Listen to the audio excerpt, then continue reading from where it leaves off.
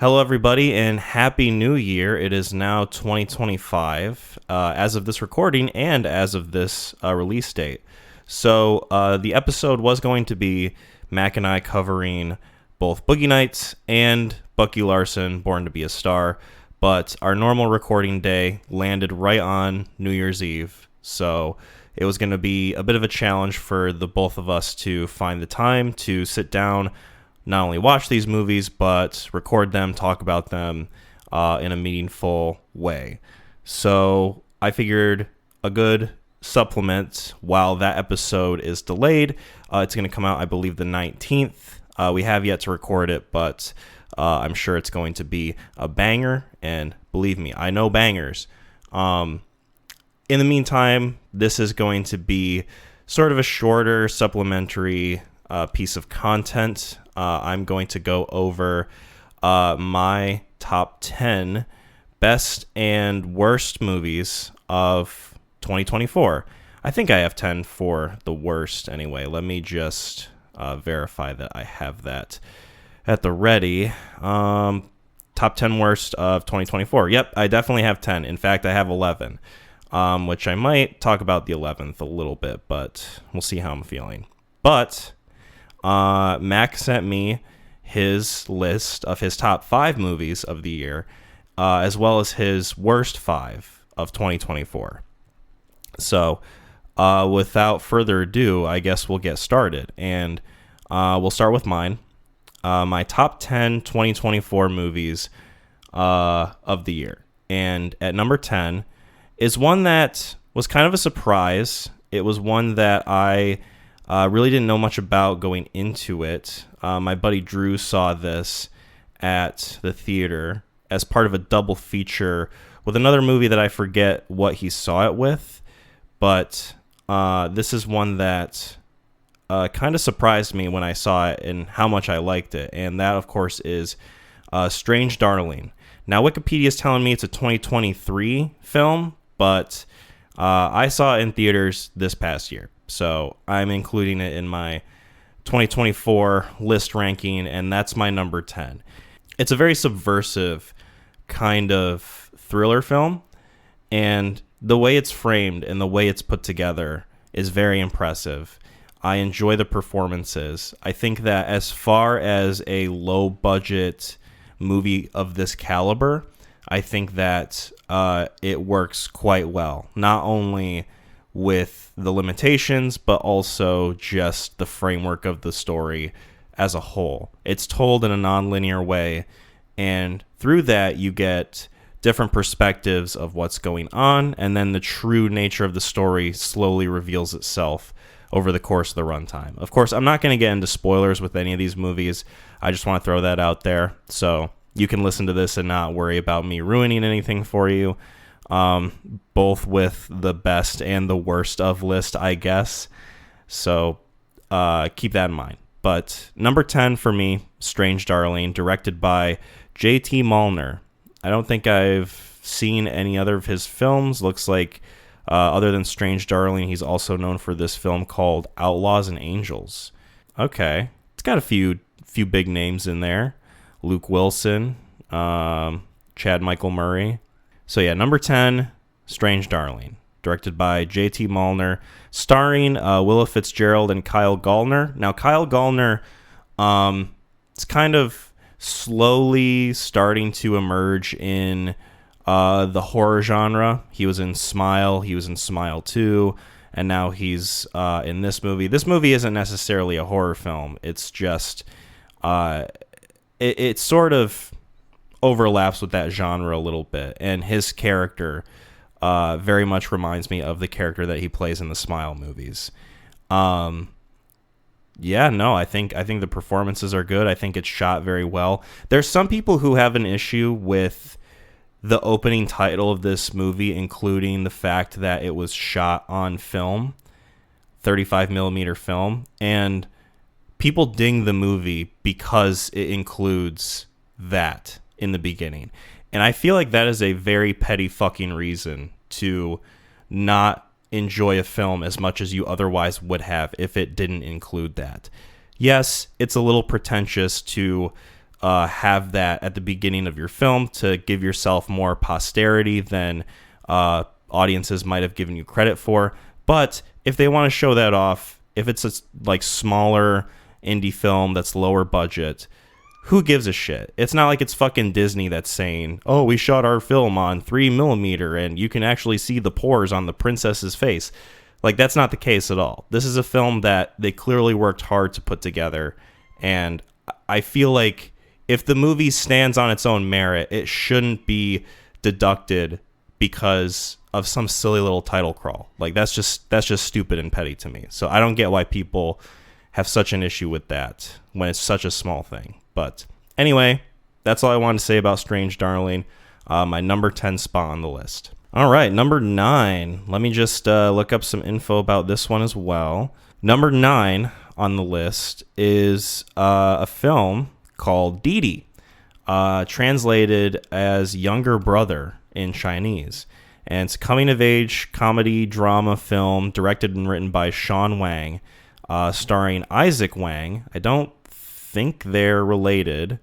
Yeah, they just happen to have the same last name. And then Joan Chen as his mom, who plays, what the fuck is her character's name?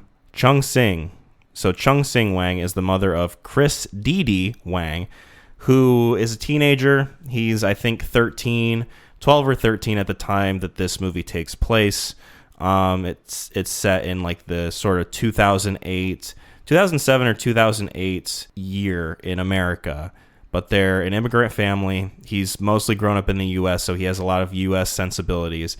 And it's about him sort of growing up in this age where social media is just starting to begin. He films skateboarding videos, although he's not very good at it, but he uses that in order to get in with this group of friends.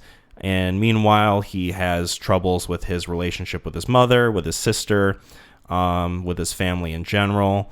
And is just chronicles the life of this awkward teenage kid growing up in this time period. And let me just say, I think that Sean Wang captured this specific moment in time and this specific age group in this moment in time really fucking well. I even though I'm spoiler alert, I'm not Chinese. I am not from an immigrant family. I was born and grown up in the U.S. I am pasty Caucasian. I'm as white as the snow outside right now. But nonetheless, I still feel like I could connect to this kid's experience on so many different levels, with social media, with trying to make friends, with family interactions, with just the culture in general growing up, and also different characteristics that this kid has, such as this sense of loneliness and this sort of isolating factor that I think social media, especially when it was first starting, kind of fosters, in that friendship is now quantifiable. It was no longer this sort of anomalous thing of, oh, I have this many friends and I'm pretty good friends with them, and that's where it ends. Whereas with the introduction of MySpace and Facebook, now I can put a label on these things. Now I can sort of put a ranking to my friends. I can quantify it. I can have all these different factors that go into it that sort of make it a little less organic. And I feel like this movie touches on that really fucking well. The performance from Isaac Wang, who plays Didi, might be one of the most impressive young acting performances I've ever seen. I think that he is really fucking good in this movie.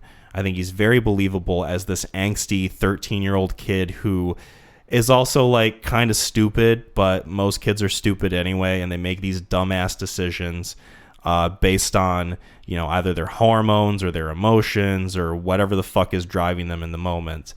But there's also this cognitive aspect to them that makes them a little bit aware of what's going on. So it's this really well portrayed balance of this kid's emotions versus his critical thinking. And I think that's just a brilliantly portrayed aspect of this movie. I think that it looks very great. I think that the pacing of it's good. It's 91 minutes long. It's a short runtime, and I think that only serves the movie's benefit.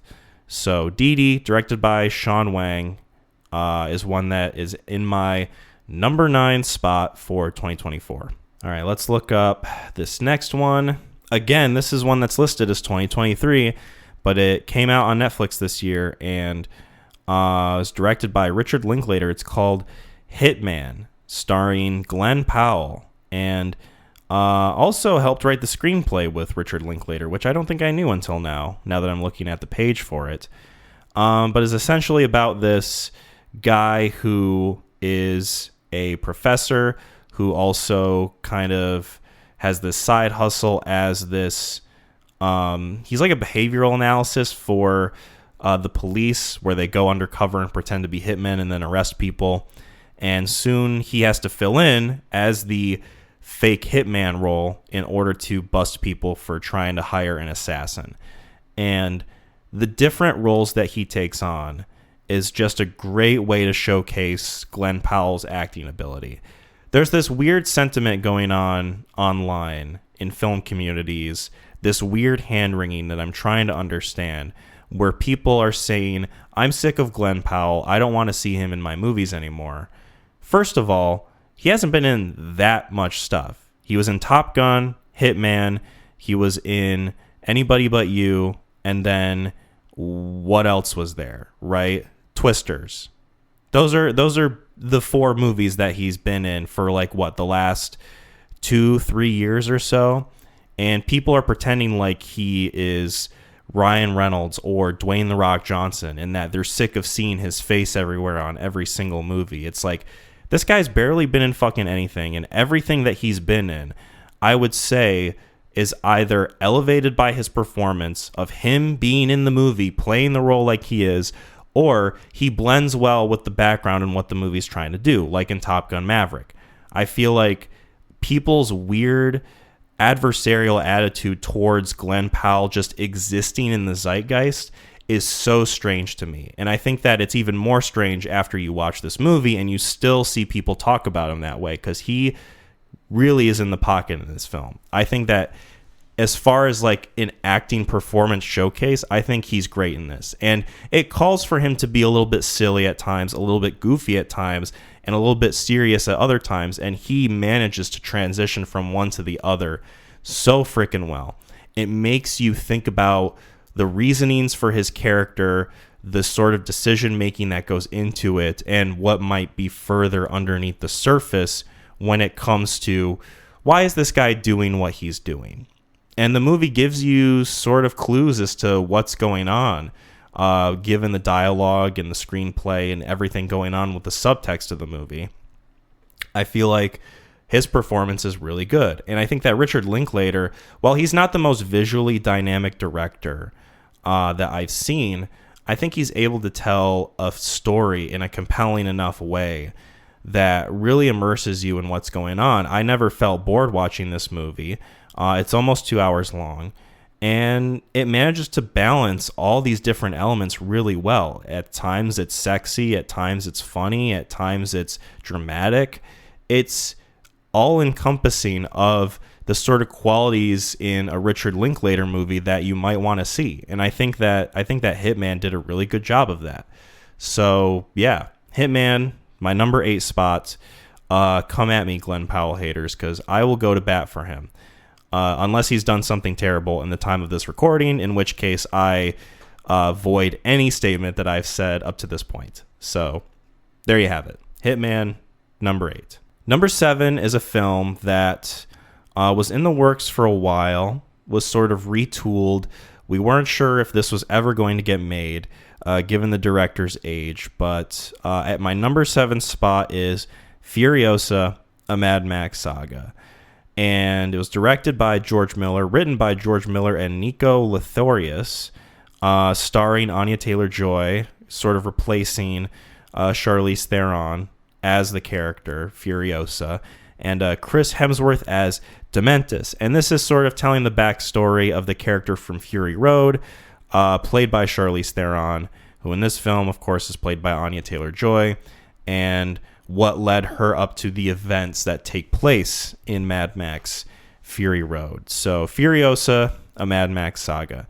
This is one that I think was planned to be made in conjunction with a prequel for Mad Max's character, I think called Mad Max The Wasteland, which, given George Miller's age, he is 79 years old, and it takes him a long time to make these films now, especially with the technology that he wants to include in these films. Who knows if we're ever going to get a Mad Max Wasteland prequel movie. But with that being said, we did get Furiosa Mad Max Saga, and it was fun as fuck. Now, do I think that this movie is better than Fury Road? No. Do I think it's as good as Fury Road? No. I think that Fury Road does what it does really well in a very tight, simple, straightforward way with the best type of spectacular effects that I think you can ever see in an action movie like this.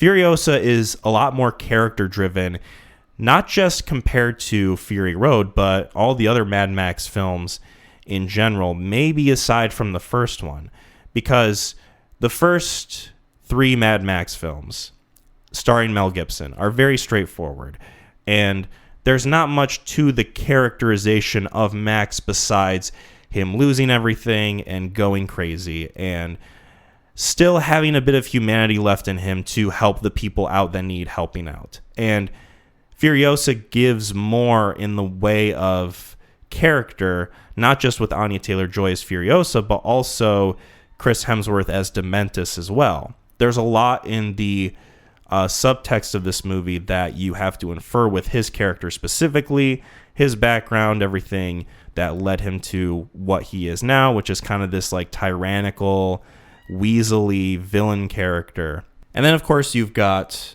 Anya Taylor-Joy's Furiosa character, who is played very similarly to Charlize Theron, although I will say it seems like there is more of a vulnerability to this character, obviously because, one, it's being played by a different actress, but two, it's portraying a younger version of the character, so it makes sense that this iteration would be a little bit more perceptive to an emotional arc. And you get to see that play out in this movie, and I think it's very well done. My biggest issue with this one was sort of the pacing of it. It felt a little bit too long. It's 148 minutes, so it's almost 2.5 hours. And it felt like it maybe could have been trimmed down a little bit. And also, the characters in these films aren't necessarily the thing that you're going into these movies to see. While they're interesting and while there's enough there to dig in, I think that really what it comes down to is the spectacle of it, the sort of crazy effects, the action sequences, of which they are really well in this film. But it sort of loses that focus that you get with Fury Road when it comes to this movie. I feel like a lot of it is divided up in a way where some people might watch this and not really get behind the sort of balance of story and action and character, whereas I thought it was mostly well done. I think that aside from some pacing issues, this was thoroughly entertaining. I saw it 2 times, and it's one that I wouldn't be surprised if I bump it up a little bit on a rewatch, especially given some context around the film itself. So number 7, Furiosa, a Mad Max saga. So full disclosure, this is a new recording. This is a continuation. I had to stop in the middle of recording last time because Piper was not letting me record in a way in which she ensured that she wasn't a part of the audio. But I'm hoping that this case will be a little bit more forgiving. So we'll see where we go from here. So I believe we left off with Furiosa, a Mad Max saga, at the number 7 spot on my top 10 2024 movies. So that gives us number 6. There was a movie that came out 2022, All Quiet on the Western Front. And I really enjoyed that film. I gave that a 9 out of 10. I thought it was a very intense, very smart war drama, depicting very miserable conditions in which soldiers are simply pawns in the game of warfare.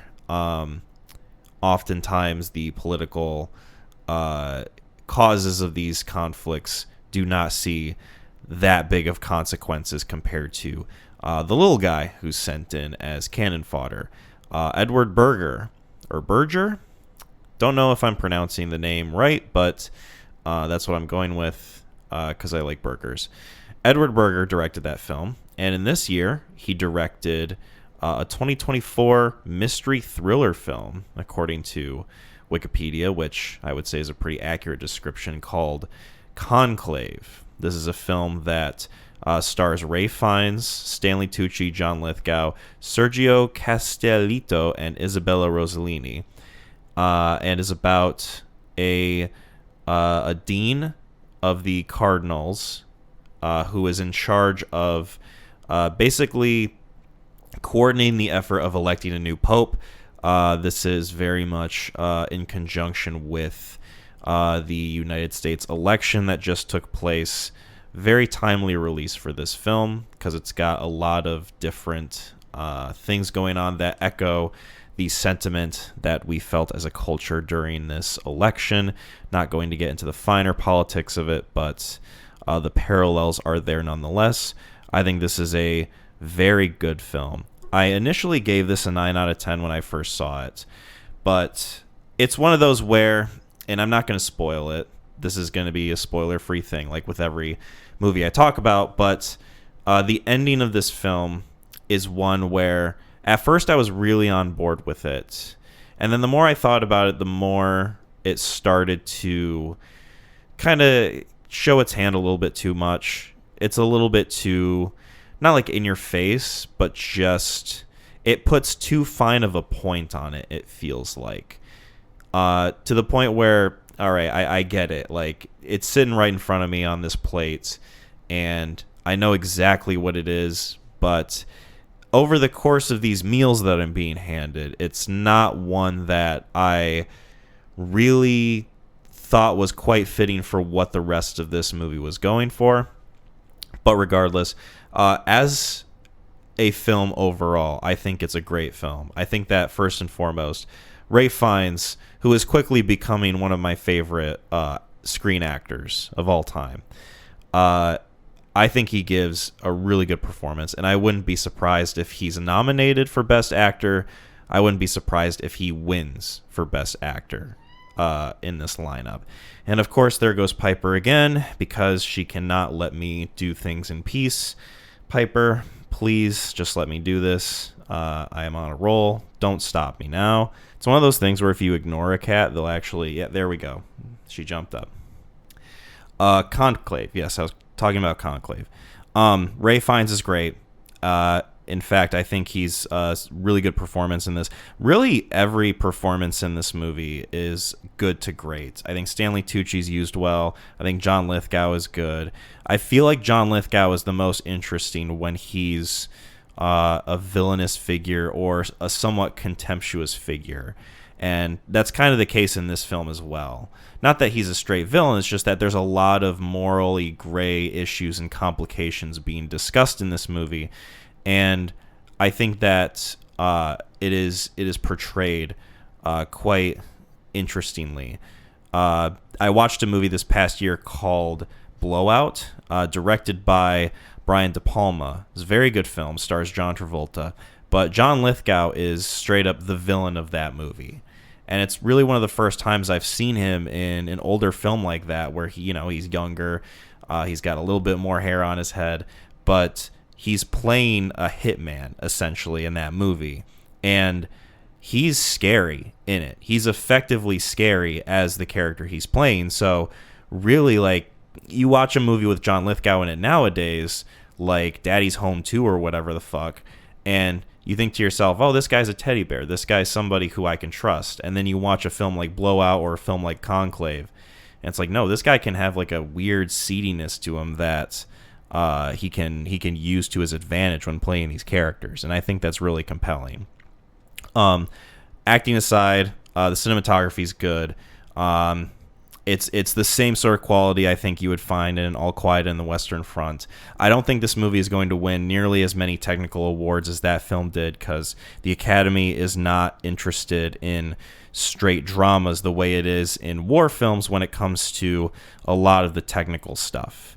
But regardless, I would hope that this movie gets nominated for cinematography at the very least, because I think it's a very pretty and consistently made, visually dynamic film. I think that some people have a problem with the music.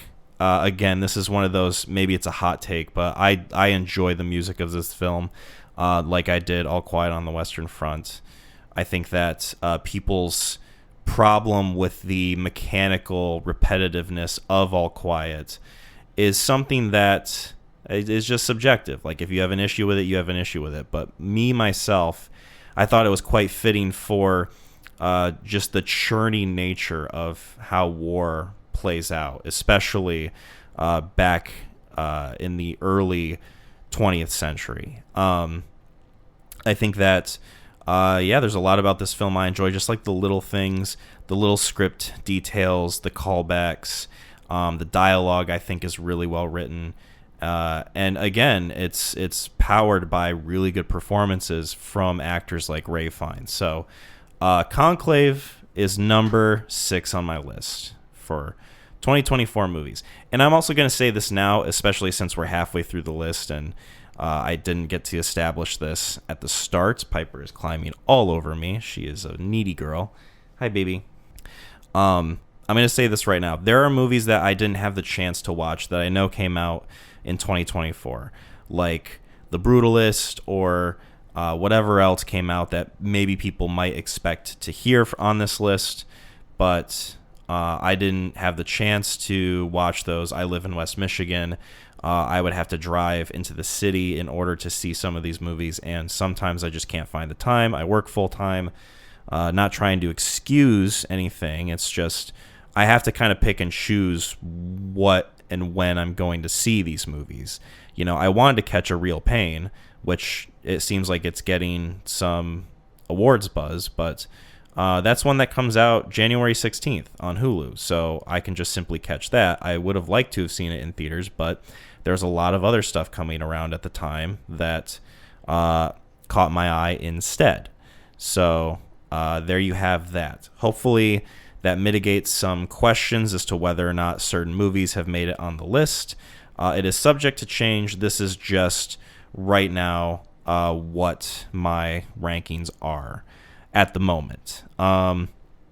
So with that being said, we're going to continue on to number 5 on this list. Now, this is a film that I watched about a week ago, and there's going to be a bit of a rant about not this film in particular, but the conditions in which I saw it in. But I'll save that for the end. Excuse me. Number 5 on this list is one that I was looking forward to the entire year. Robert Eggers is a director that he's earned the status with me of, if he puts a movie out, I'm going to go see it in theaters. And of course, I'm talking about Nosferatu, which is, of course, a remake of the 1922 silent film that was also inspired by Bram Stoker's Dracula novel, 1897, and is about, really, what can I say that won't give anything away too much? It's about Ellen, I think her name is, played by Lily Rose Depp, who is spiritually drawn to this vampiric figure played by Bill Skarsgård. And her husband, played by Nicholas Hoult, has to basically navigate this sort of dynamic. And it's very spooky, it's very creepy, it's very atmospheric. And this is a film in which, again, I expected certain qualities given it's Robert Eggers. It's going to be something where, like, you go see one of his films, you're basically going to get a few guarantees with whatever it is he's putting out. So visually, it's striking. I think with every one of Robert Eggers' movies, especially The Northman, especially The Lighthouse, and really, especially for Nosferatu, I think the visuals are just simply some of the best I've ever seen. It does a really good job of immersing you visually in what's happening, drawing you in, really making you wonder how he achieved these shots in the first place. There's a few shots in this movie that I think might be some of my favorite of all time. One of them being Nicholas Holt's character standing in the middle of a road and waiting for a carriage to arrive. It's a very black and white depiction of like a foresty road. And that one shot in the movie is maybe one of the best things I've ever seen put to screen. I want to know how he did it. I want to know what he obviously is going to do in the future that will be that visually stunning too. But he is just somebody who manages to masterfully put something on screen. So I really enjoyed that. I thought the performances were really good, surprisingly really good from Lily Rose Depp. This is a movie in which Anya Taylor-Joy was going to play that character. And then it was announced that she couldn't do it because she had another project that got in the way. And they said that Lily Rose Depp was replacing that character. And I kind of worried because obviously people talk about Nepo babies in Hollywood. I'm someone who isn't as much of a freak about the hand-wringing over Nepo baby discussions in Hollywood. I'm someone who believes that there's always been this sort of connection with actors and musicians and celebrities in that industry anyway. So what's the point of complaining about it? And also, she was coming off of The Idol, which was sort of notorious for just being a piece of shit show on HBO, starring her in The Weeknd. So when it was announced that she was going to be in this movie, I was a little worried. But then the trailer came out, and the bit of her that you see in this trailer was very compelling, and I think it fit nicely the atmosphere and the tension of what that trailer was going for. So really my worries weren't as significantly there as they were before I saw the trailer going into this film. And so watching it and seeing her performance and how much she's giving and how much she's really putting out there, it's like, yeah, she's working hard to give a compelling performance, and I think it works. I think Nicholas Hoult is great. Bill Skarsgård is obviously like just a fucking genius when it comes to playing these characters who are caked in makeup, where he puts on a weird voice, a weird facial expression. He's got this like I don't want to give anything away about his appearance, but he's a striking figure in this movie, obviously, if he's playing Nosferatu. Really, and this isn't even something that I think is a bad performance. It's just one that I think is not as there as the others. Like Willem Dafoe or Ralph Ineson is like, they're also really good. But Aaron Taylor-Johnson, and maybe it's just because I saw Kraven the Hunter and I was a little bit sour on him in the moment. But to me, it sort of felt like he wasn't as in the pocket as the others. And I know Aaron Taylor-Johnson can give a good performance. I think he's good in Bullet Train. I think he's good in Nocturnal Animals. There's something about him in this movie that feels like maybe they could have used like one or two more takes that really would have sold me on him and his character. Not that I wasn't completely sold. It's just that it's one of those things where his cadence was different enough from everybody else's in the movie that it made me notice a difference. It just, I felt something was there that prevented me from fully enjoying him in this movie. But I thought he was good. And I think that when you look at the whole picture of this movie, I think it works overall. Another thing with this film is that the ending and where it all leads, it's one of those where, especially with like a movie that's based on a 1922 film, it's like, all right, well, how are they going to end this in a way that is satisfying, has a proper build-up, and a good payoff? And it's one of those where like I would love to watch it again. I think I'm going to watch it again Sunday coming up, which will be the day the episode comes out. So maybe it's one of those things where I'll raise my rating because of that. But to me, the ending just felt a little flat. It's one of those where it just kind of comes and then it's done. And I would have liked a little bit more to it to make it feel more conclusive. You watch a movie like The Lighthouse or The Northman or especially The Witch, and the endings of those movies are all very punctual. You know that you're watching the end, and it's a build-up and it's a payoff, and it really fucking hits. And this is one of those where I didn't think it hit nearly as well. So I had originally recorded myself talking about my audience experience with watching Nosferatu, and I had gone down a deep rabbit hole of hatred and mean-spiritedness about my feelings towards the audience that I saw the movie with. And I'm not going to get into the specifics of it. All I'll say is that it was an unpleasant experience in which I will be grateful if I can see this movie again under different conditions. The people that were there certainly did not help, and I will just leave it at that. But what I had originally recorded feels a little too mean to put in an episode online. I am going to delete that part, and I'm going to insert this part in there just as a sort of I guess, epilogue to Nosferatu, kind of tying the knot on that in a way that feels a little more neat.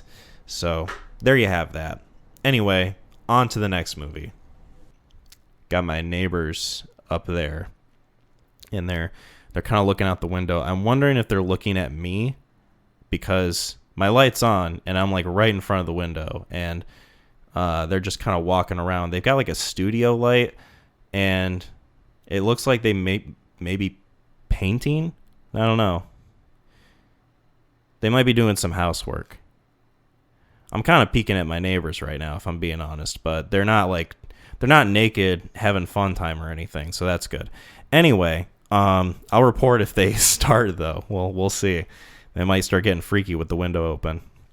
So that was Nosferatu. Anyway, on my number 4, Christ, I might have to cut some of that out.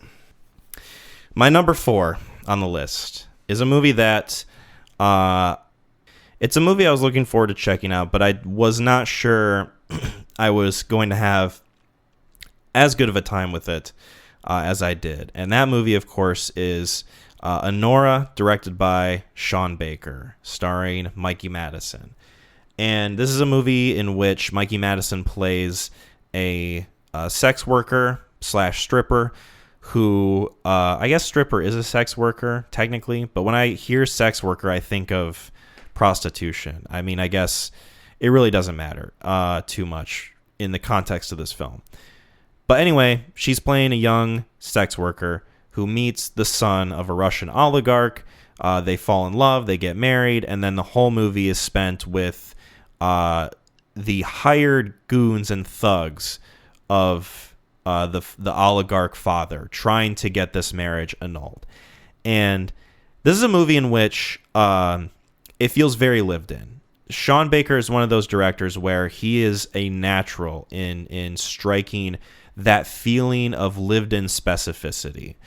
He does it really well, I think, and probably the best in Florida Project, which I would still say is my favorite movie from him, although this is a very fucking close second, where it feels like these people could actually exist. He gets actors and he hires them, and he has them play characters in which, yes, this is the best way in which you fit this role, is if you play this and it feels like you could be someone somebody meets at like a fucking Walmart or a gas station or like wherever the fuck you want to go. Like, these people feel real, and the writing of it combined with the right casting and acting ability just makes it work. And I think it's the same exact case with this movie. Now, compared to Florida Project, this is a film in which it feels a little bit more stylistic. It feels a little bit more heightened reality. Not that it's unrealistic, just that it feels more like a movie than the Florida Project. And it's a natural progression after you watch Red Rocket, because Red Rocket is very similar in that way, in which a lot of the people in that movie feel like they could exist, but then Simon Rex comes in and he plays a character in which, yeah, he's like a movie character. This is a guy who you would see on like a fucking TV show playing a scuzzball or something. Like, he exists for the purpose of narrative height. And I think it's sort of the same with this movie, but with every single character. And I still think that Sean Baker manages to make it feel grounded enough to be compelling. I think that the humor in this works really fucking well. This would be a great double feature with Uncut Gems, not necessarily with the subject matter, but just the stylization of it, the heightened situation, the tension of it all, and the sense of humor that is laid throughout this film. This is a movie in which I think if you're okay with a little bit of explicit content, a little bit of the subject matter going on in this film, I think that most people who watch this can get some level of enjoyment out of it. Obviously, I wouldn't have fucking kids watch this, but like, if you're someone who appreciates film in a way that you want to be able to get something out of every movie you see, and you're looking for that one thing, I think this film can offer that for you. Whether or not you're looking for humor or realism, really good visuals, really great acting, and genuine moments of dramatic feeling throughout this film. I think that this is a movie that is absolutely fantastic. I hope it gets nominated for a bunch of awards, and Mikey Madison is just wonderful in the film. So Sean Baker's Anora is my number 4 of the year. Number 3 on this film. We're at the top 3 of the year for myself, ladies and gentlemen. This is a film in which it came out earlier this year, around April. And I went into it not expecting to love it as much as I did, but it is for sure my favorite out of his filmography, and that is Alex Garland's Civil War. This is one that's a bit divisive, not just in film communities, but people in general who went into this movie with a certain expectation. You look at the title Civil War, you look at the marketing for this movie, and you sort of expect a balls to the walls war conflict movie between two opposing sides set in a contemporary setting, right? But this is a movie in which it's more focused on the journalism of it. You follow Kirsten Dunst, who plays Lee Smith, who is a photojournalist who basically, along with a ragtag group, travel to Washington, D.C. with the hopes of interviewing the president one last time before things really go to shit. The president being played by Nick Offerman in this film. Now, of course, this is a film in which I think the technical aspects of it are going to be talked about positively by anyone who sees this, regardless of what they think of the film overall. I think that seeing this in a theater was a very viscerally cool experience with the sound design of like the gunshots and the ambiance of it and everything going on with the choices of music versus silence, ramping up the tension of everything. I think that the technical aspects of this movie are great. It looks great. It sounds wonderful. When I think of sound design in a movie, I'm going to think of a few different select movies.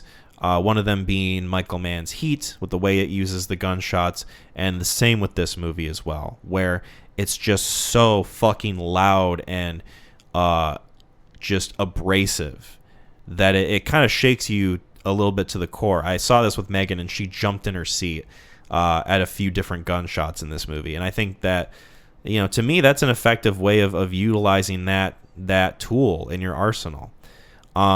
Past the technical parts of this, I think the performances are great. I think that the overall tone of this movie is just fantastic. I love movies like this in which you're following a small group of people, but they all have the same goal. You get to learn a little bit about who they are, but along the way they overcome obstacles that are just a result of the world that they live in, whether it be like apocalyptic or pre-apocalyptic or whatever the fuck it is, fantasy, what have you.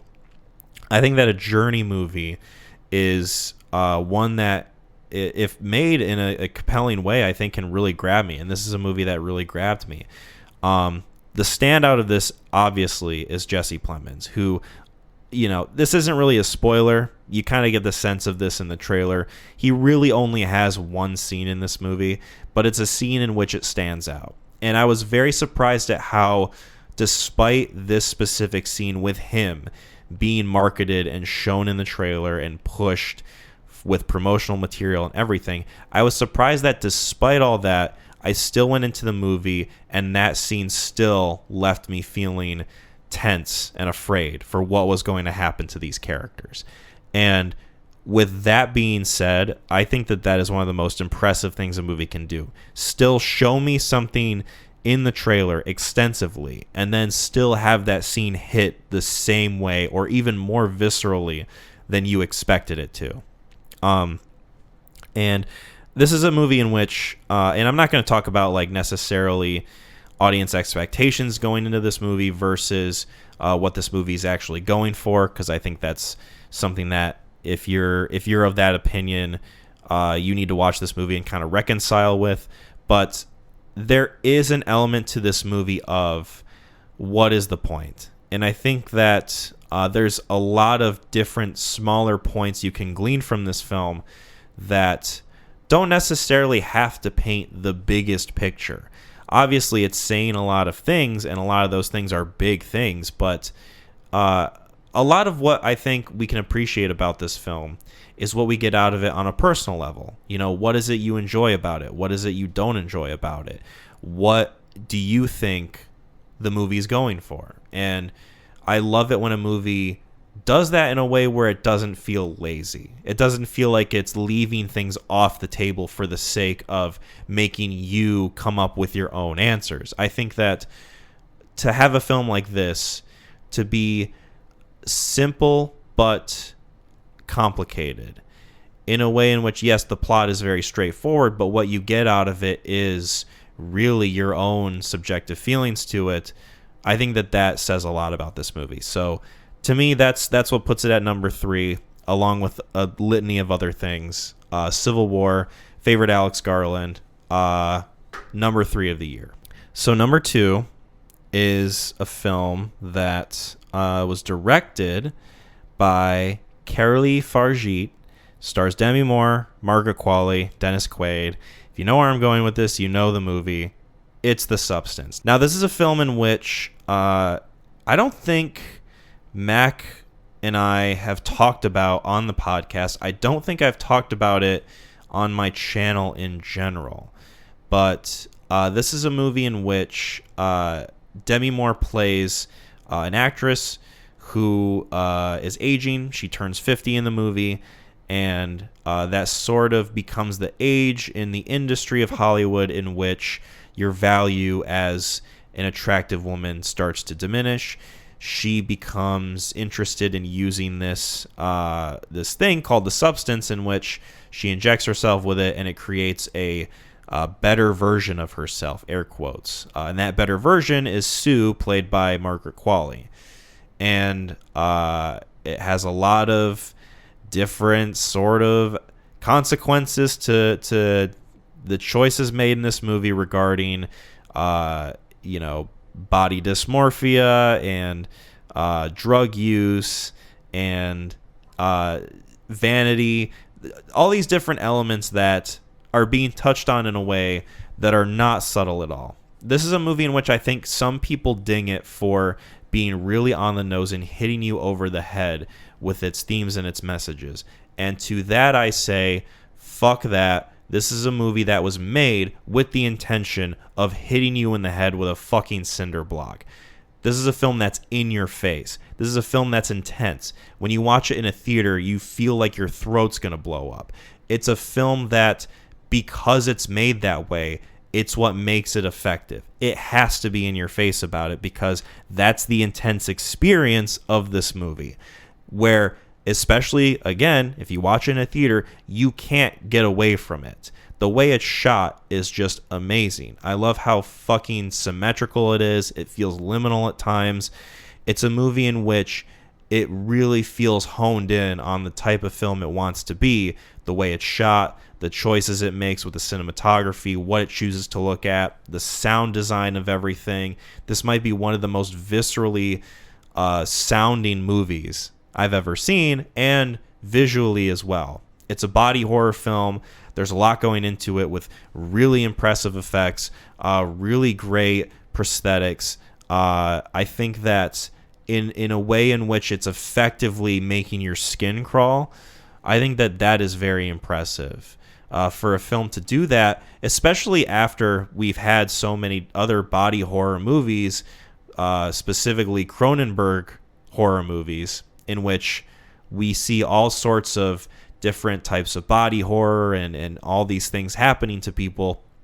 Whereas this it feels so out there. It's so fucking weird. It's such a weird movie, and I love it for that.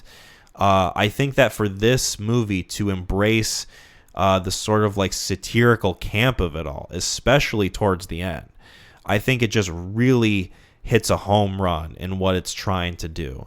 I think that Demi Moore is awesome. I'm glad that she's being talked about with awards consideration. I'm glad that this movie is being talked about with awards consideration in general. I think Margaret Qualley's great. I think fucking Dennis Quaid is in the pocket in this film, in which this movie existed on the same timeline as Reagan. Like a boomer movie in which like he plays Ronald Reagan, and it's just one of the most forgettable things of the year. And then this movie comes out, it's like, holy shit, he's doing like a Vince McMahon just insano mode performance in this movie, and it totally fucking works. I think that this movie just absolutely does what it needs to do. It's fantastic. I gave this a 10 out of 10. This is my number 2 of the year, is The Substance. If you haven't seen it yet, check it out. I will put a disclaimer.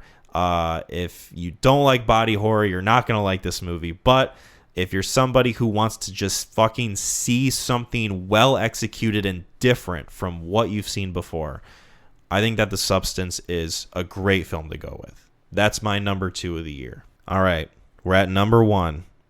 We're at my number 1 film of the year. This is a movie that I watched the first part of it, 2021. And yes, this is a part 2. I think you know where I'm going with this.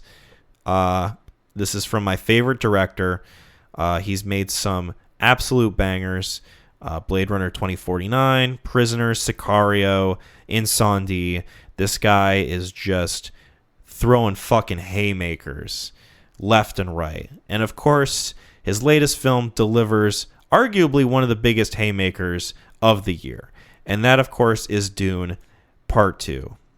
This is a movie that I was excited to see because Denis Villeneuve, and also because the first movie I thought was good. I thought the first movie was a very solid sci-fi film in which it sets up this epic grand story. Now, I gave that movie an 8 out of 10 because it just felt a little disconnected from a complete saga. And obviously when you get a part 1 of a movie, it's kind of hard to judge a film like this, especially one that's so beholden to the source material, Frank Herbert's Dune, in which it's not a complete story. Obviously it has to stop somewhere, and it chooses to stop exactly halfway through the book, where like one of the parts just like, okay, this is where like the break in the book is, so this is where the break in the movies is going to be.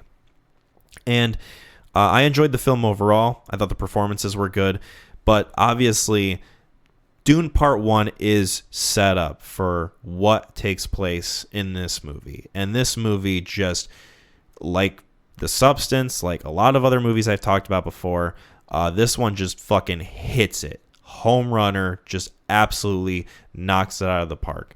I think that this movie solidified for me Timothée Chalamet as an actor, as a good actor, as someone who can give a really, really good performance that feels like it has weight behind it, as Paul Atreides, a.k.a. Muad'Dib, a.k.a. the Liaison Al-Gaib, a.k.a. the Kwisatz Haderach, whatever the fuck you want to call him.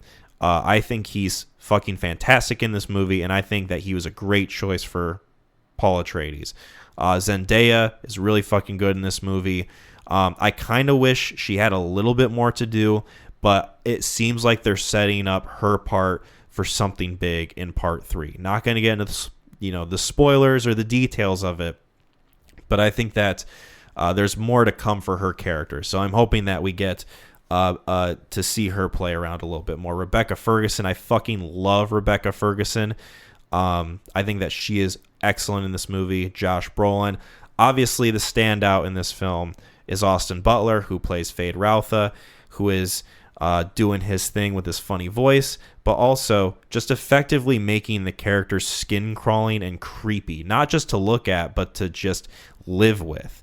He's someone who, if you saw him coming at you, you would like shit your pants and maybe even kill yourself so that he didn't get to you before then. Like, he's just absolutely out of this world good in this movie, along with Florence Pugh, Christopher Walken, Dave Bautista. Like, I'm just listing the cast, but like, this is a really great cast and a really great out there high concept sci-fi movie that managed to be a blockbuster hit. I think that right there is the power of Denis Villeneuve, and I think that his directing in this movie is just stellar. He manages to portray scope in a way that a lot of actors just can't manage to do. You got your Michael Bays or your Roland Emmerichs, where you watch their movies and they're super CGI heavy and they feel weightless with the way they're shot and the way that the tone is just carried throughout those movies. It's like, well, I might as well be watching like a fucking flip book of bullshit that's going on, and I don't even care about what's taking place. This movie, I think, more than anything, showcases his skills as a director when it comes to scale. I think that if you want a movie to feel big, to have a lot of weight behind it, to have it be something where people go in and they expect to just have a cinder block placed on their chest with how much weight is going on in the tone of this movie. I think that Denis Villeneuve is just absolutely perfect for that, and I'm glad that he was allowed to not only make Dune, but to make his version of Dune, in which he's wanted to do this since he was a kid. People talk about blank check projects or someone being able to cash in on the chance to make the movie that they want to make. We have this idea of one for you, one for me. And people might look at this and say, well, it's a studio decision. It's an adaptation. This wasn't something that he wrote himself. He didn't write the original Dune. He's just coming on and making his version of it. It's like, no, Denis Villeneuve is somebody who wanted to do this since he was a kid. And it's very clear that he has a passion about not just this book, but sci-fi filmmaking in general. I'm hoping he gets the chance to do his version of Rendezvous with Rama. I fucking love Blade Runner 2049, and I love this movie. And this is a very clear, very easy for me to say number one film of 2024. Now that I've got that done, I'm going to go through and I'm going to give some quick honorable mentions. I have a long list ranking all of these movies. It goes down to 28, but I'm going to talk about 11 through 15.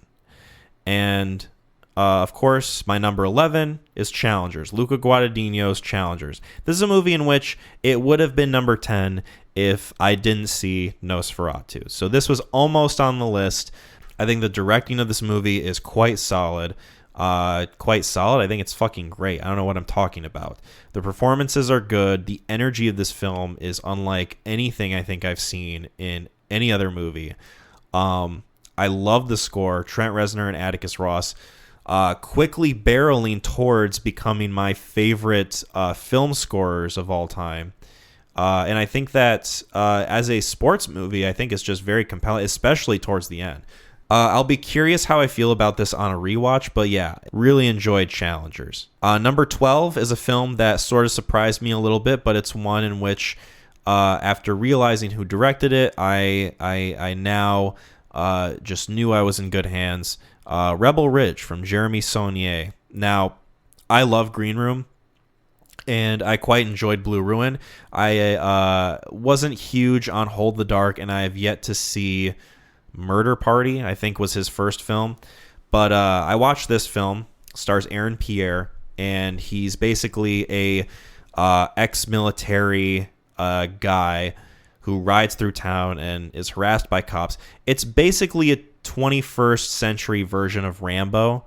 It's sort of a new take on like the Rambo concept, except it's very grounded. It's sort of realistic in a way until a certain point. But I love the acting in this movie. I think that Aaron Pierre is great. I think that he just has what it takes to become a dramatic leading man, and I'm excited to see what he does as Green Lantern in James Gunn's DC universe. I think that as far as the supporting cast, Anna Sophia Robb is really good.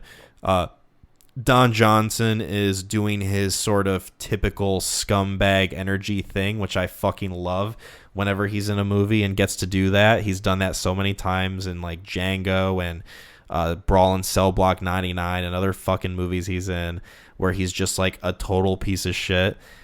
Yeah, I think it's a really good film.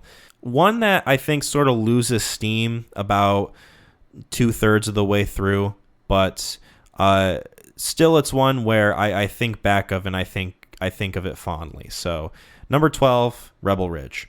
Number 13 is Longlegs, directed by Osgood Perkins. That's his name. And it stars Micah Monroe and Nicolas Cage. And it's a horror movie, but it's sort of like a detective thriller movie at the same time. I think this film is beautifully shot, and I think that the acting in it is compelling. It's one in which I thought about a lot at the time that I saw it, but I don't really think it stuck with me as much as I expected it to, especially on the initial opinions that I had of this movie. Not that it diminished it in any way, it's just it's one of those where, because we've had so many other films come out after it with like Nosferatu and everything else, it's one of those where it kind of got lost in the shuffle. And at one point, I could have seen this on a top 10 list easily, but now with a little bit of retrospective, it's one where like, yeah, I can appreciate like the technical aspects, the acting ability, but it's one in which I was hoping it would stick with me more, and it just kind of didn't. So, but regardless, I still think it's a solid horror film. I think that the ideas are there. I think that it is a very, very interestingly made genre horror. So, yeah, Longlegs. Number 14 is an animated film. I saw this at the drive-in, and it was double featured with Robot Dreams, so that gives kind of a hint as to what it is.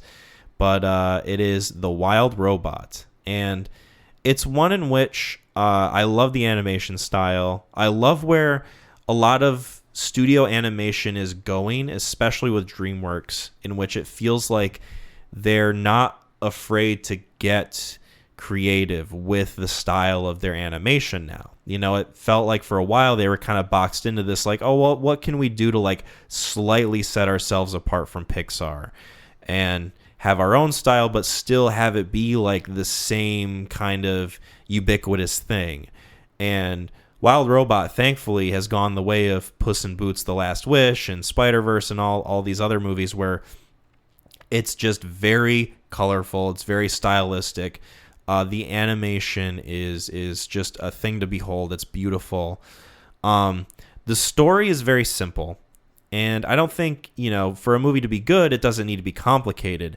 But it's one that I sort of felt myself thinking at times, all right, what are we doing? What's going on? Not that the film was losing me, just like, I don't really think about the story that much while I'm watching this movie.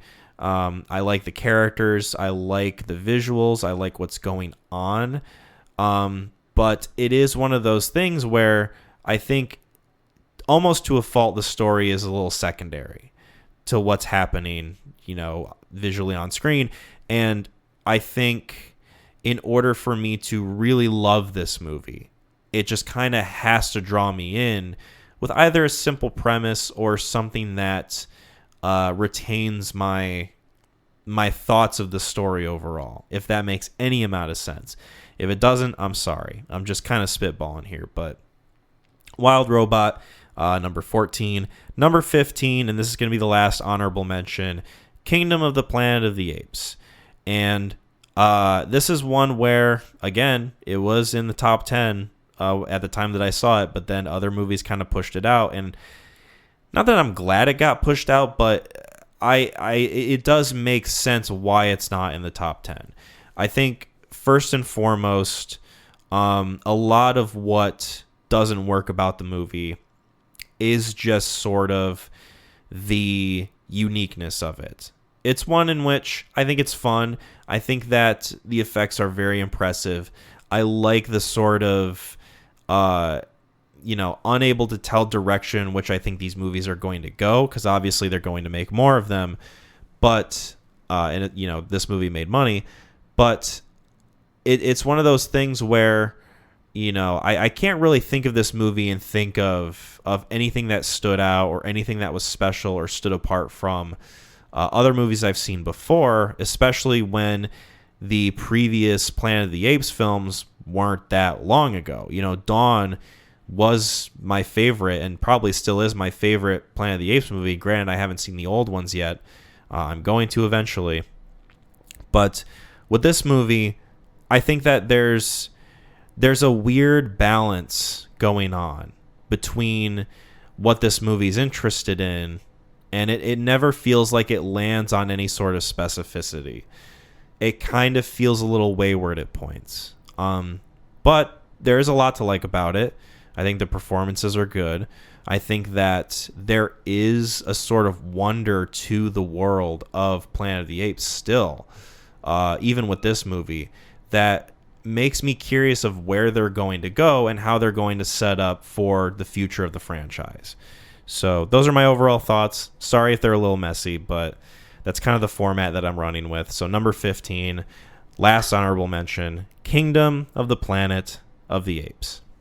All right. Now, this is where we get into the fun of it. This is where everything just kind of turns upside down. And I'm not going to talk about the 10. I'll mention what's on this list, but I'm not going to go into the last 5. I'm only going to talk about the top 5 worst movies of 2024. And not going to spend like a ton of time on this, just going to count it down, and we're just going to kind of see what rolls off the tongue. So number 5 on this list is, let me pull up the information. It's a fucking CGI heavy mess. It's a film in which the actors felt like they were being held hostage, especially Cate Blanchett. I'm, of course, talking about Eli Roth's Borderlands, a movie that came out, 8 years late, 8 years after Borderlands has been relevant in the pop culture video game conversation, and one that not even fans of the game really care about, not even fans of movies care about at all. This film was a fucking faceplant, and is the first part of Lionsgate's sort of folly. Speaking of folly, we're going to talk about that one a little bit. Anyway, Borderlands is just a fucking stinker. And really, the biggest thing that this movie has going against it is just how fucking bland it is.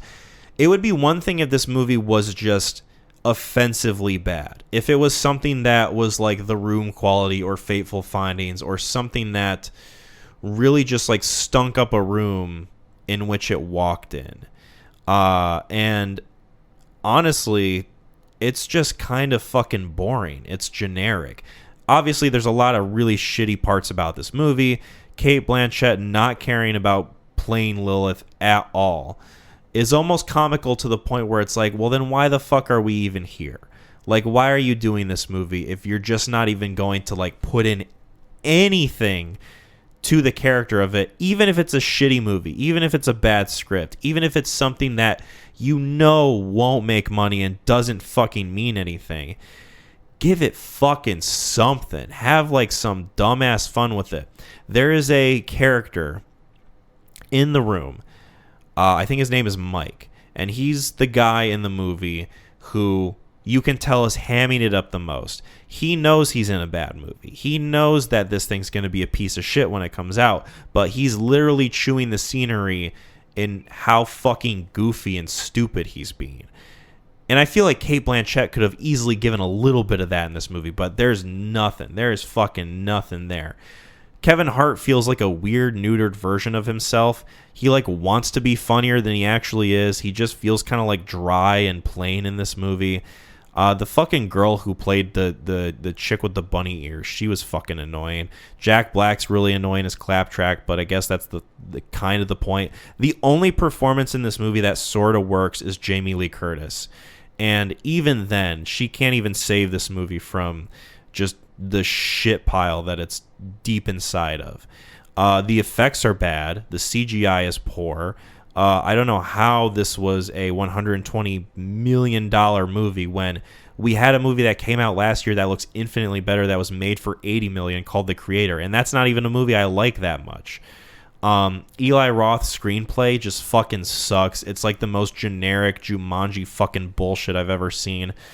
Yeah, it's just fucking, it's trash. It's trash. The planet they land on has trash, and this movie's literal trash. Surprise, surprise, another fucking video game adaptation that sucks massive cock. Number 4 is a part 2. It is a part 2, much in the way of Dune Part 2 was, except this is the exact opposite in that it is a high-concept sci-fi film that feels really fucking brain dead, and that is Rebel Moon Part 2, The Fart Giver. I'm sorry, The Scar Giver. Now, was my joke bad? Don't worry, this movie's worse. It's a fucking shit stain. It is just endless, mindless fucking trash.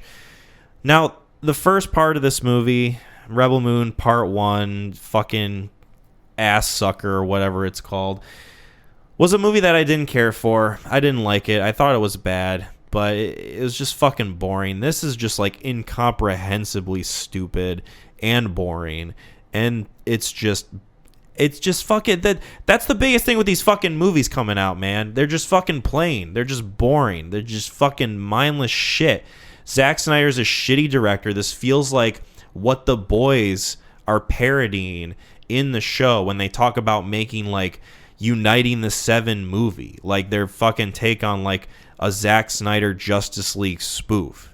This movie feels exactly like that, with like the dark, dank fucking sets and like the really, really poorly edited scenes of like slow motion and people fighting.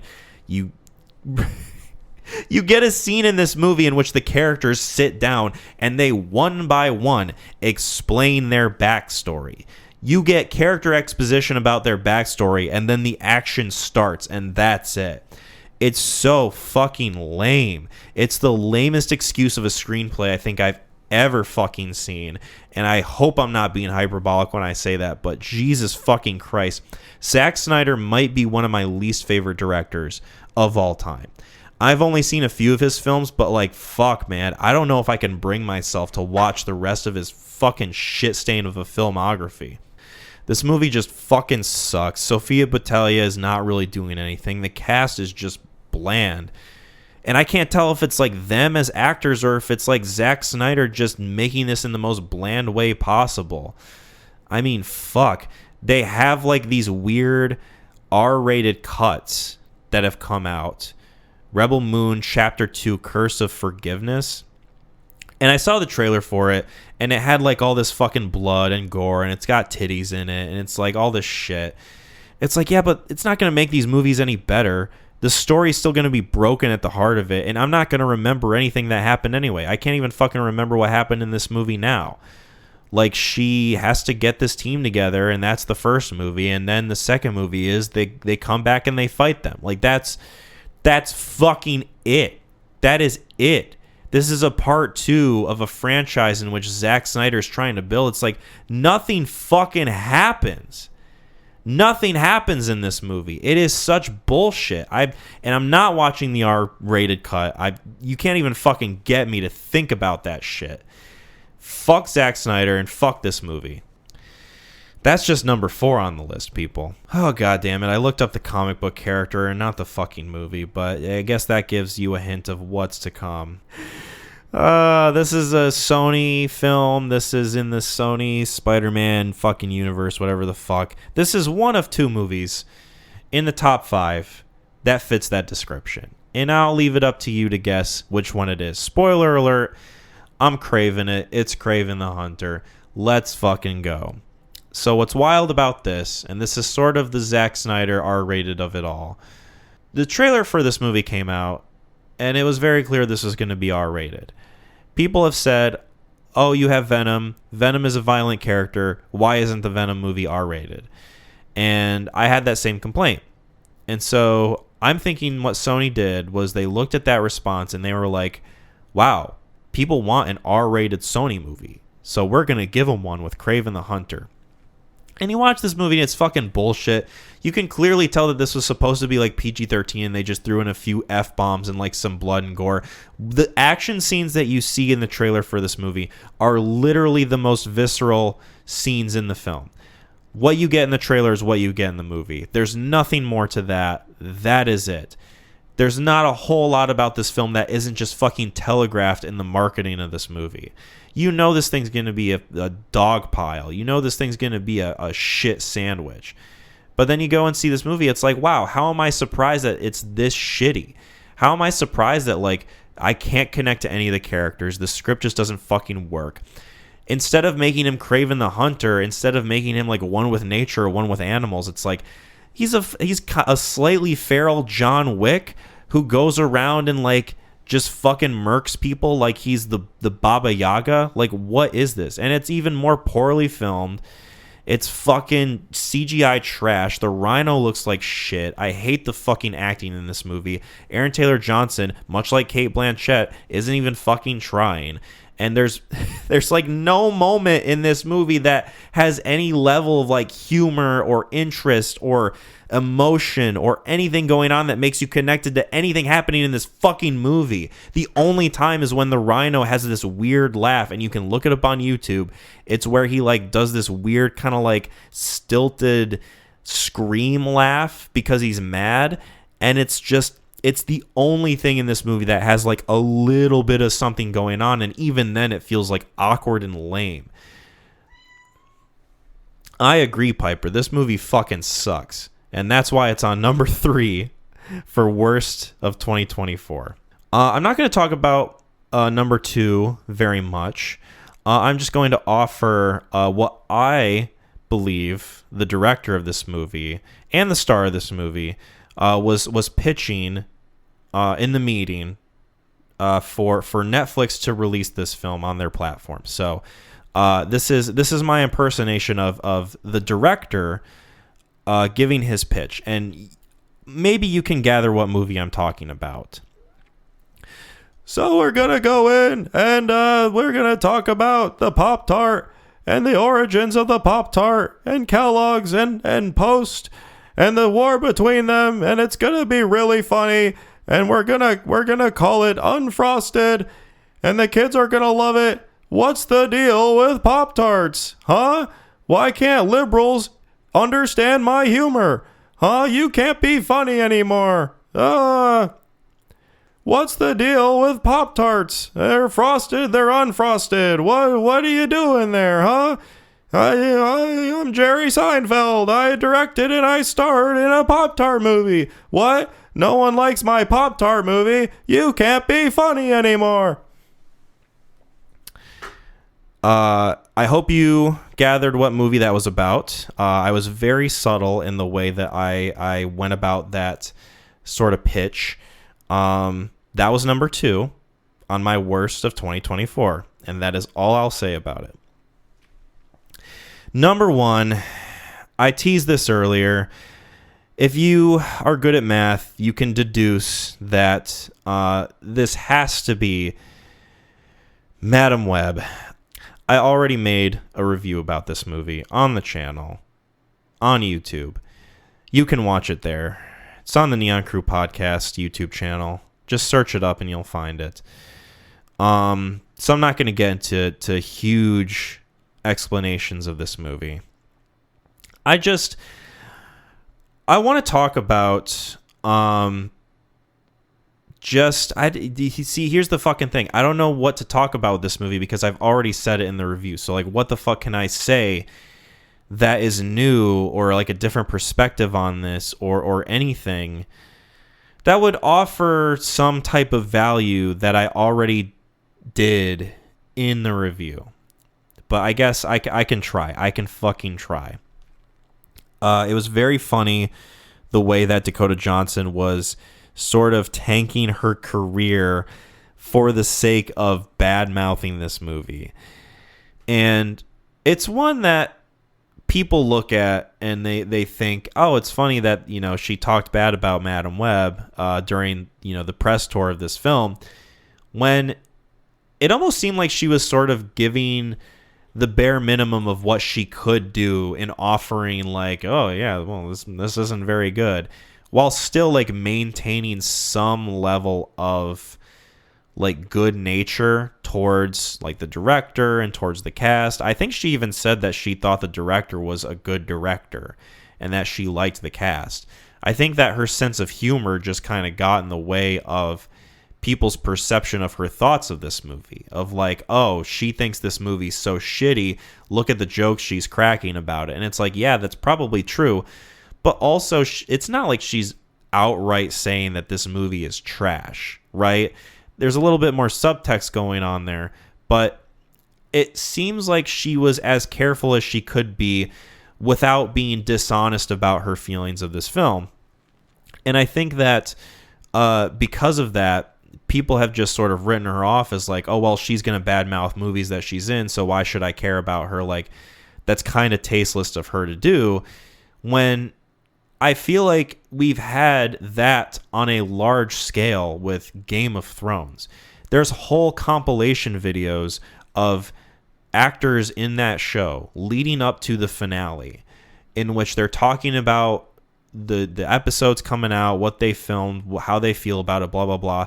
There's whole compilations of those actors having averse reactions to what they think fans might think of the show when it's all done, or like their own feelings on how the show wrapped up. And of course, Game of Thrones comes out. It disappoints a lot of people. It's considered one of the bigger disappointments in television of all time. And people look back on those interviews and they're like, oh, isn't it funny that the woman playing Daenerys, what the fuck is her name? I'm going to get her name. It's like Emily something, right? Emilia Clarke? Yeah. Oh, isn't it funny that Emilia Clarke is like making a wah wah face when talking about the finale of Game of Thrones? And it's like people are offering these actors a lot more grace than they were with Dakota Johnson and Madam Web. And it's one that I kind of have trouble understanding a little bit, because it seems to me a big reason why they don't like Dakota Johnson, even after all of this, is because, you know, and we talked about him earlier with Rebel Ridge, Don Johnson is her father, and Melanie Griffith is her mother, right? Melanie Griffith, I think that's right. I'm not going to make a correction if I'm wrong.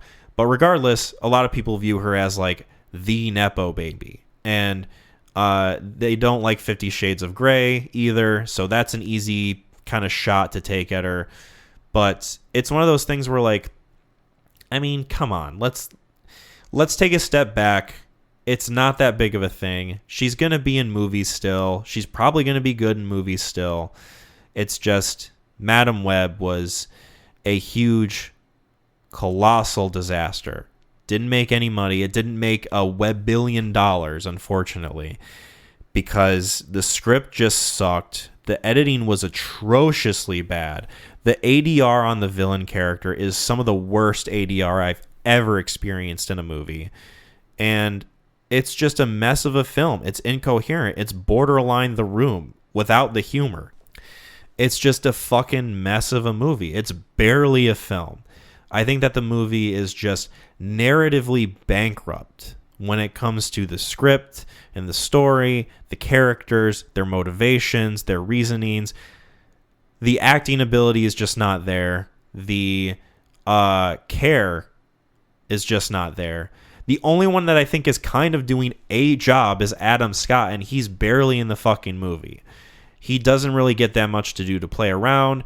They do a lot of lame Spider-Man cameo shit that's not Spider-Man. They never say Spider-Man. They never even say fucking Peter Parker, but they tease the fuck out of it with the movie. And it's just, it's setting up a universe in which is never going to happen. It's never going to fucking happen. Not to spoil the goddamn thing too much, but the promotional material of this movie was, we're going to see these 3 Spider-Women team up, 4 Spider-Women or whatever, team up. They're going to be in costume, and they're going to be kicking ass. And you never fucking see that until the very end when they're just in the suits, and that's it. The only time you ever really see them in action in costume is in flashback or flash forward scenes or whatever the fuck. But otherwise, they're just running away from the bad guy. And it's like, this may be compelling if it had like a weird Terminator angle to it, but it just doesn't. It's just kind of bland and lame. It has none of that tension that's in the Terminator movies. It just fucking sucks. That's all I can say about it that I haven't already said before. It just fucking sucks. That's my official critical diagnosis of Madam Web. I'm sorry. It's just lame. It's my number 1 worst movie of 2024. Now, the top 10, the rest of them, honorable mentions, 6 through 10. I'm just going to go through these quickly. Megalopolis at number 6. It fucking incoherent, babbling mess. Francis Ford Coppola's fever dream that it took too long to make. He left it in the oven way too long, and now all we have are the burnt ends of it. If you like burnt ends, good for you. This movie was just not for me. It is so unintentionally hilarious. Number 7, Robert Zemeckis' Here. I did not like that movie at all. I thought it was just a boomer fantasy in which we can view the world through this like cutesy little cupcake lens, when in reality, that's just not how anything works. And also, the de-aging of that movie just kind of fucking sucks dick. Number 8, The Crow. Bill Skarsgård's The Crow. Thank God he did Nosferatu. Thank God people are talking about him in Nosferatu, because people forgot he was kind of a little bit of an edgy boy in The Crow, playing a character that is loved by a lot of people from the original film. A lot of people view this movie as a stain on the legacy of Brandon Lee. I don't know if I necessarily think it's a stain. I think I'm of the firm belief that you can let things exist and still be able to separate them from the things you love. But in the case of this movie, it's just kind of generic whatever. Kind of a cool action scene in the middle, but otherwise nothing of value really there. Number 9, M. Night's daughter, Ashana Night Shyamalan, I believe her name is, The Watchers, starring Dakota Fanning, and is a very kind of like horror-laden film.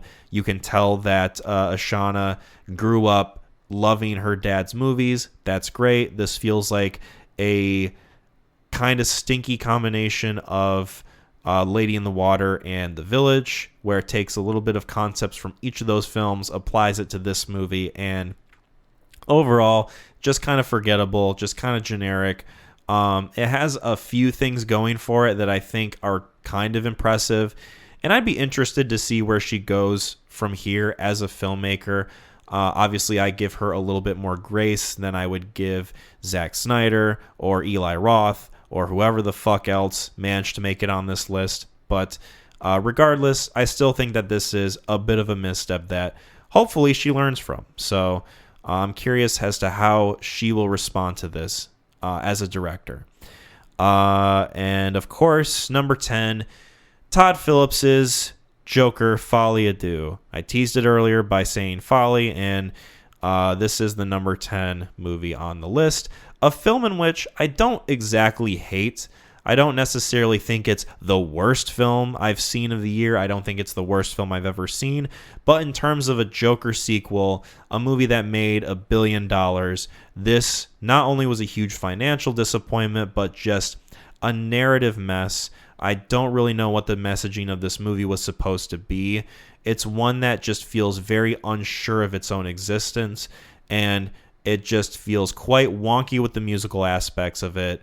Lady Gaga's kind of wasted in it, and it feels similar to Blonde, in which it's just sort of needlessly miserable. It doesn't feel like there's any substance there to justify why this movie's so fucking sad all the time. So Todd Phillips' Joker, number 10, honorable mentions, worst movies, 2024. Now, ladies and gentlemen, before we wrap up, before we tie the bow on this little present of an episode, I've got another list, a list to finish off, and that is, of course, Mac's top 5 movies of 2024 with honorable mentions, plus the worst 5 movies of 2024. And I'm just going to read off what he sent me, word for word. He gave the list of his movies with little blurbs with each of them, a little bit more of a paragraph thing going on with his top 5 movies, a little bit more of a punctual sentence thing with his worst movies. But regardless, I'm just going to read this raw because I think that would do it the most justice. So this document reads. Also, I want to point out before I get into this, he sent me a picture of his computer screen on a Word document rather than sending me a screen cap or like a screenshot or anything. And I think that is quite endearing. So I just want to throw that out there. I fucking love you, Mac. You're awesome. Can't wait to talk about Boogie Nights and Bucky Larson with you. I'm wondering if you're watching those films right now. But anyway, let's get into this. So this reads, top 5 movies of 2024, all caps. I saw 31 movies in 2024. Cool. I'm guessing that those are new movies and not remakes. Number 1. Actually, should I go from 5 to 1? I'm going to go 5 to 1 for this list. So, excuse me. Number 5, Twisters. Fun. Not the best story, parentheses, really paint by numbers, unparentheses. But from the viewing experience, how often my son talks about the film, this movie ultimately comes down to just having fun. Screaming country music while we hunt twisters. Number 4, Remarkable Life of Ibelin. It gets dusty in this one. A fun find on a Sunday morning, a young man creates a whole life outside of his own and how he impacted others. I've never heard of this movie. I'm going to have to look it up. Number 3, Heretic. Thoroughly enjoyed Hugh Grant's performance in this. Creepy, unyielding, a fun sociopath. The 2 female actors are delightful and a fun, introspective look at our beliefs and what we truly believe. Also spoke to College Mac with some of the dialogue. Well, there you go. Took him back to his college days. Number 2, Deadpool and Wolverine. Perhaps the most fun movie of 2024. Don't even have to be a Marvel fan, parentheses, Fox, whatever, unparentheses, to enjoy this film. This movie is poppy and doesn't lose its identity at any point. Number 1, Civil War. Fantastic movie examining an alternate reality with a nation divided. Loved not taking a side and letting the viewer explore the world with this group and make their own inferences on what is being shown. One of the only films where they could make an anthology series documenting all the different events happening in the world. That would be interesting. I think the closest we're ever going to get to that is Alex Garland, along with another first-time director, is coming out with this movie called Warfare. Looks to be of a similar vein, but it's depicting a real event and is not supposed to be like a fictional sci-fi thing. It looks to be a little bit closer to our reality. So, Warfare coming out, Mac. We're definitely going to talk about that when that releases. But Good picks for top 5. I'll have to look into Remarkable Life of Ibelin. Honorable mentions, he has Caddo Lake, fun surprise. I think I told him about Caddo Lake, and I'm not going to compare it to another television show because that would kind of give away the sort of gist of it. But it was very unexpected in how fun it is with the elements that it portrays. I'll just say that. Dune Part 2 hasn't quite stuck with me. That's fair enough. And I think Mac also mentioned that he's waiting to see how a Part 3 will round it all out. And I don't disagree. I think that's a big factor of all these movies as a whole. Will and Harper, Sentimental. That's one I still need to check out. I'm really bad about documentaries. That's a big blind spot for me. And it's one in which hit my radar, but I haven't thrown it on yet. I'm going to one of these days. Alien Romulus, fun. And then Trap. Hartnett is killer in this. I am also someone who enjoyed Trap. I'm glad that it seems like he's come around a little bit on it, but regardless, those are the honorable mentions from Mac. Now we move on to worst movies of 2024 from McLean Parker, The Milkman. Number 5.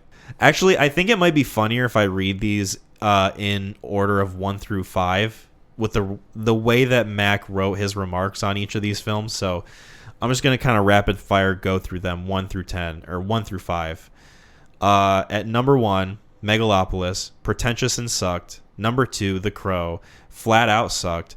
Number 3, Kraven the Hunter, slow and it sucked. Number 4, Salem's Lot, don't know why they had to remake this and it's less scary than the one 50 years ago. Number 5, The Watchers, nothing happened and it sucked. Very, very similar to my list of worst ones that I had, although I did not watch Salem's Lot. Probably for the best according to your worst of list, but that was McLean's own list of his top 5 best and worst movies of 2024. And this is sort of wrapping up the episode. Thank you guys for sticking around if you've made it this far. And if not, I guess you don't have to worry about hearing what I'm saying right now. So that's just another peace of mind that I can take with me on this little journey called life. We appreciate you guys listening to the show. I know we don't have a huge audience. I am not unaware of the fact that this podcast does not have a ton of listeners, really at all. But to the people who are there, to those who stick around, mostly personal family and friends who decide to tune in and decide to listen to this show, I'm going to get sentimental for a bit. You know, we've been doing this for a few years now. This is something that I think we're confident in saying that we're committed to, even if certain things in life pop up, even if things get in the way. We're still going to be doing this for some time because we like doing it. Obviously, we're not doing it for the fucking views of it, but this is something that Mac and I enjoy quite a bit. And when we get to talk about movies, when we get together and we discuss the films that we love, not only do the both of us get a lot out of it, but we're hoping that those of you who listen get something out of it as well. Whether you think it's funny, whether you think it's interesting, whether we provide some context for a movie that you didn't otherwise know before, whether or not we give you a recommendation for a film that you might not have otherwise checked out. I hope that on some small molecular level, this podcast has had some kind of positive impact on your life in a way. I know it has for me. I think I can speak for Mac in that it has for him. But my hope is that those of you who have stuck around and those who are still there with us can get something out of it as well.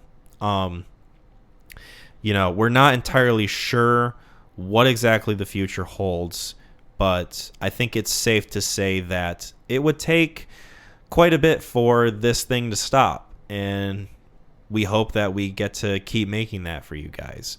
all 6 of you listening right now. But anyway, we appreciate it. We thank you guys. I think this is a good sort of way to cap off 2024, which will lead us into 2025. Next episode coming out will be us discussing Paul Thomas Anderson's Boogie Nights and Bucky Larson, Born to Be a Star. And after that, not too far into the future, you'll get our yearly Oscar discussing the Best Picture nominees. It's usually 10 films. If that's the way the Academy is going to do it this year again, then that's the way it's going to be for our episode. Mac and I will see all the 10 Best Picture nominations, and we will discuss them on one episode of the podcast. The last time we did it was 3 hours long, so we'll see where it takes us this time. But regardless, this has been the top 10 best, worst, whatever you want to call it, movies of 2024 for myself specifically, and for Mac as well, in a way. But thank you guys for listening to this special episode of the Neon Crew podcast. I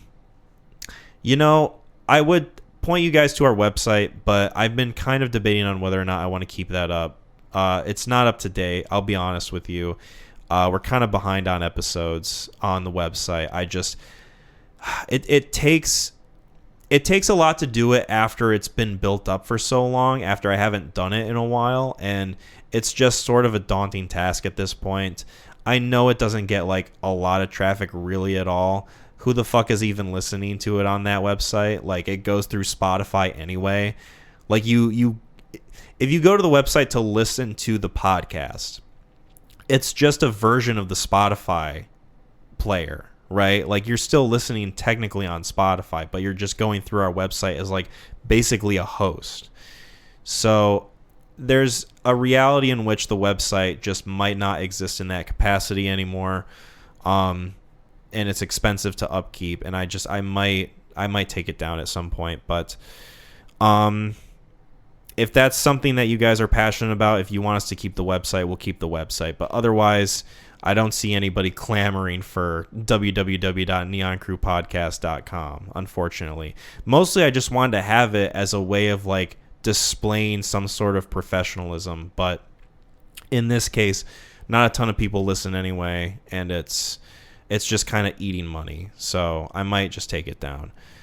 But we'll see. We'll see what happens. Who the fuck knows? The more productive thing would be to follow us on Spotify, to give us some good ratings on Spotify and Apple Podcasts, and to subscribe to the YouTube channel, The Neon Crew Podcast. I think we have 314 subscribers right now.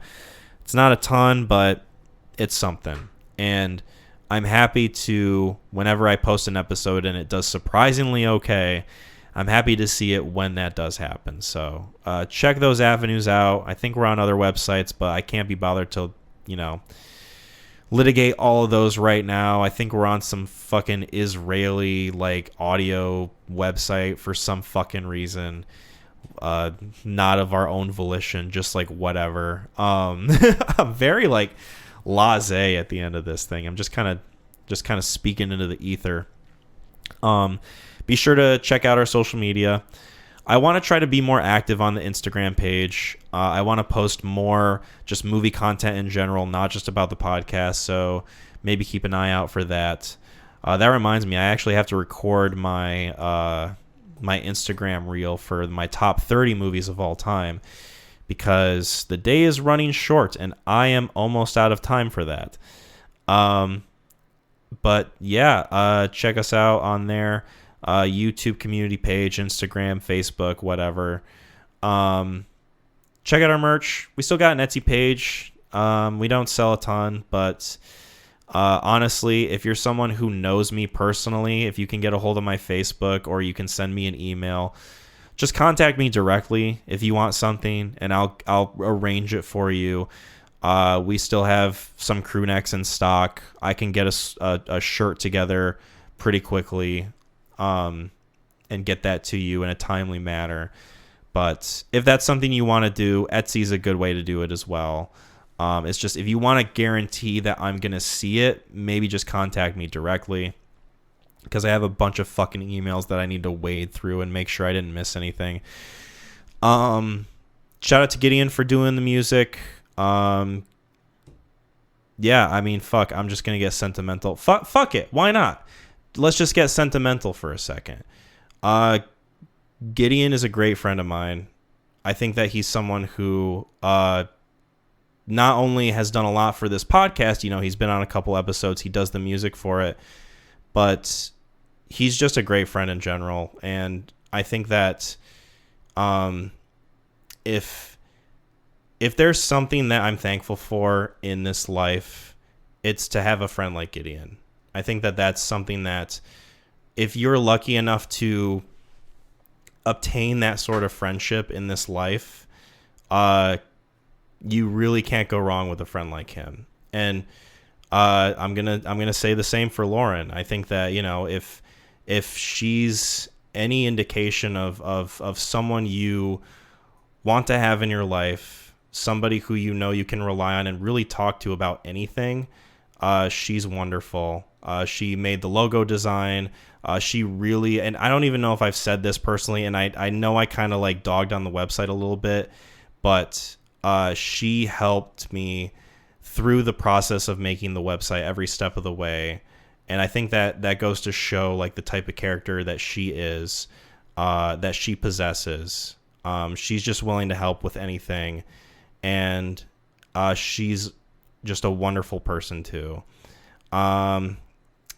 Yeah, and finally, to kind of like wrap it up, McLean, you know, you're not here for this episode. This is one that I'm kind of riding solo, but it truly means a lot that not only do you come over and not only do we shoot the shit about movies on recording, but, you know, we get to hang out before that. You know, we kind of turn it on for the mics, but there is still this like genuine place for our friendship to be, even before we turn the mics on, where it's like, yeah, I get to see my friend and I get to make an excuse to keep in touch with him at least once every 2 weeks. And, you know, you're getting married soon. I'm very happy for you. You and Jasmine are going to make a wonderful married couple.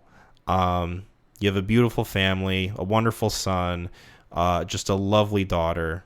And I think that as far as discussing one of the things I'm most passionate about discussing, I am so fortunate to be able to do it with somebody who is so thoughtful, tactful, somebody who puts a lot behind their own character and integrity in a way that I don't know if I've ever seen before in anybody else that I've met. McLean, you are just incredible, and I'm glad that we get to do this together, and I'm glad that you're my friend. I'm glad you guys are my friends. I'm glad you guys listen. I am not gonna get sappy anymore. That's the last fucking time I'm doing that bullshit. Anyway, WWTHD. Bye, everyone.